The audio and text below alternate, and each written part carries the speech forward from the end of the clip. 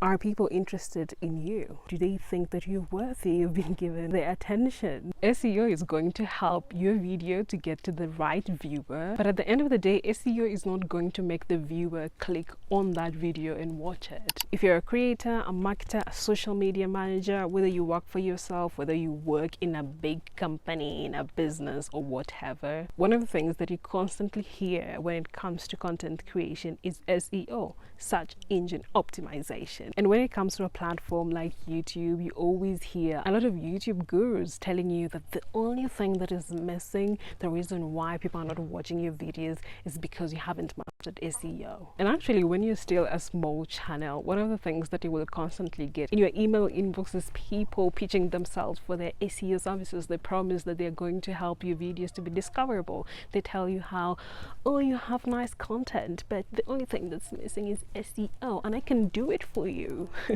And I agree that SEO is important, but it's actually not as important as it's always marketed to be. SEO is going to help your video to get to the right viewer. But at the end of the day, SEO is not going to make the viewer click on that video and watch it. And that's the part that is rarely spoken about, especially when it comes to content creation. It's not just about getting the video in front of the right viewer. It's about, is the viewer actually interested in watching your video? And that's where you need to put a lot of effort in. And this is why you always see that there are many times where you will do all the right things. You've done the SEO, your thumbnails are perfect, your titles are perfect. If you use these apps that give you an SEO score, it's 100 out of 100. You've done everything perfectly, but still no one is watching your video. Why? Why is it that some people get millions and millions of views even when they're actually not even optimizing their own videos for SEO, and yet you'll find someone who is doing all the right things and they're still not getting the views? Why is it that there are some people who have videos that have gotten millions of views on their channel, but they still have a lot of many other videos that are struggling to even get to 1,000 views? Why does that happen? One of the things that I study as a marketer, and I would say quite obsessively, is actually consumer behavior. And this is not just in relation to what pushes people to buy different products. It's also about how people decide to give their attention. What are the factors that push people to watch something and not watch another? Many times the factors that are pushing people to make such choices are actually not clear things. They're not things that you can measure quantitatively. And this is something that unfortunately in the marketing world, a lot of people do not want to put a lot of effort into understanding. You always see so many marketers, they just want to look at the data first. And sometimes you will do everything right. You follow the data, follow the stories that have been created by data, and it still doesn't work out. Why? Because of psychological factors, sociological factors, things like stereotypes. They inform how people interact with different kinds of things. And this cuts across all spheres of life. It's not just content creation. I mean, why is it that celebrities for a very long time, for years, have always been putting a lot of effort into their image, for example?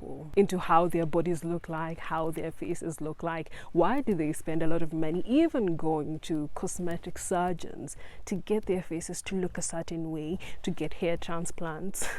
Why? Why do they invest a lot of money into makeup artists, into hairstylists? When you look at the K-pop industry, why are they called idols? Why are they always expected to be perfect? It's because as human beings, we have a lot of biases. And I've spoken about this in a previous episode, the attractiveness bias. A lot of times, a lot of people will always be drawn to people that fit the beauty standard, who they think are pretty. And how majority of people arrive at deciding who is pretty and who is not, who is handsome and who is not, it's what they've been fed by society in many different ways. If we take the example of African societies, there's a lot of hate for darker skin tones, even though majority of the people have darker skin tones. And this means that many times a lot of people who have darker skin tones are denied opportunities just because they have darker skin tones, and especially in the entertainment industries. Because a lot of the times the producers know that if they want their projects to be successful, because they're going to be consumed en masse, they have to fit the preferences of majority of the people. And unfortunately, majority of people do not even know where their preferences come from. A lot of people do not know the biases that they hold because it lives in the subconscious of people. When you ask someone, why do you think this person is pretty, they will tell you just because I think so. But what has happened is the years of media manipulation, years of being fed that this is what pretty looks like. And so when you're coming to a platform like YouTube and you do not fit the preferred image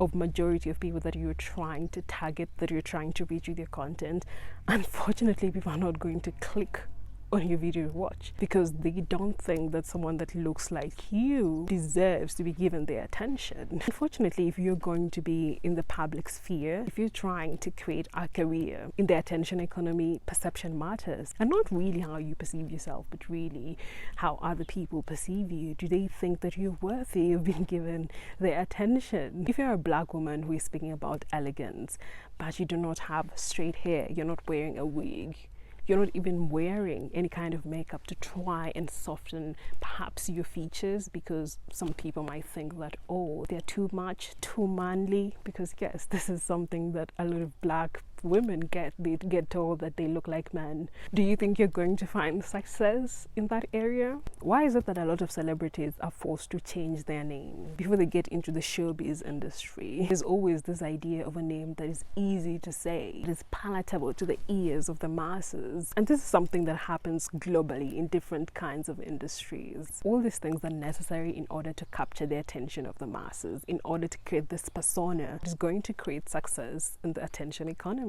Because at the end of the day, even if you have the greatest talent, you're producing the best videos ever, if people never get to see your videos, well, unless you're just creating them as a hobby and you don't really care for it. But if you want to make this a business, it means that a lot of people need to be watching you, and they need to not just watch one video, but they need to come back over and over. You need to think about your profile, how you look, how you're presenting yourself in front of the camera, and you need to look at whether how you're presenting yourself is giving you a higher chance or a higher probability of someone betting their attention on you or your video. This is why, aside from focusing on SEO, you should also be focusing on how you're presenting yourself, because unfortunately, whether you like it or not, the people that are seeing your video while they're scrolling through their YouTube homepage, they're thinking, oh, why should I watch this video? They're thinking, does this person look like they're qualified to say whatever it is that they're saying? And when it comes to being qualified, it has very little to do with your real qualifications. It's really just about, does this person think that you're worthy of their attention? You might have all qualifications in the world, but you're just written off because perhaps of your gender, of your skin color.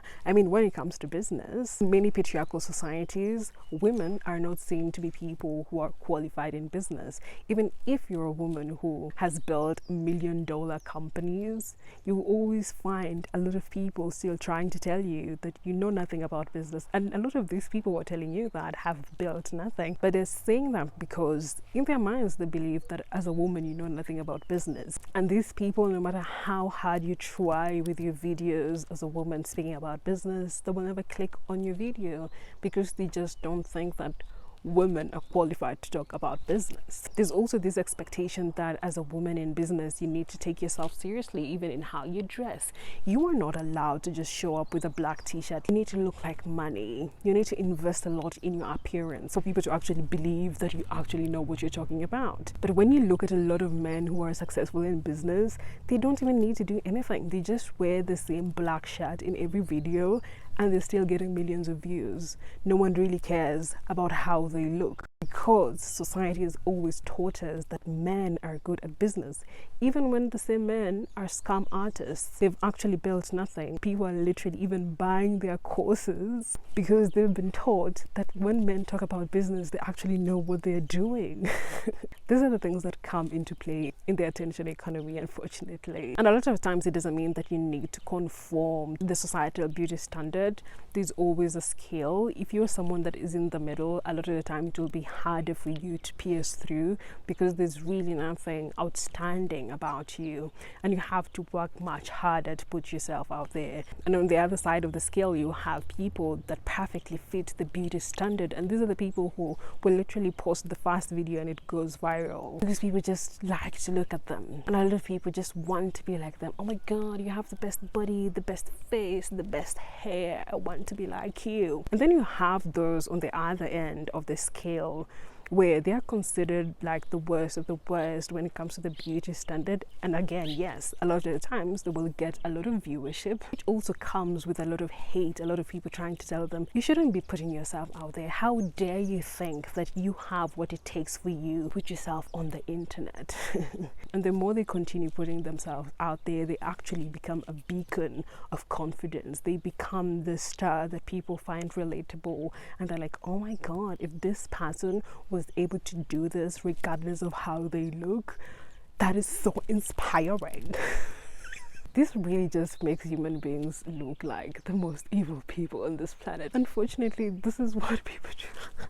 This is what happens when you really study the psychology of people, when you study consumer behavior. My goodness, you will be shocked, because you realize that people hide their true selves. If you were the person that wants to get the attention of people, you need to be cognizant of all these things that are happening in people's subconscious and know how to turn that into your strengths. Otherwise, you're going to find yourself constantly doing the right things, the SEO, looking at data, but you're not putting a lot of effort into your image, into solidifying yourself as someone who looks like they know what they're talking about. You need to start thinking about the aspirations of these people. You'll constantly hear a lot of influencers talking about when they were starting out and they had nothing, how they would even rent an Airbnb for like a day or a week and batch create content so that they can look like someone that has an aesthetic house. And once you're able to grow, you leverage that audience to make money that helps you to actually create the life that you want. Many times a lot of YouTube gurus will tell you that the only thing that you need to have a performing video is the thumbnail and the title,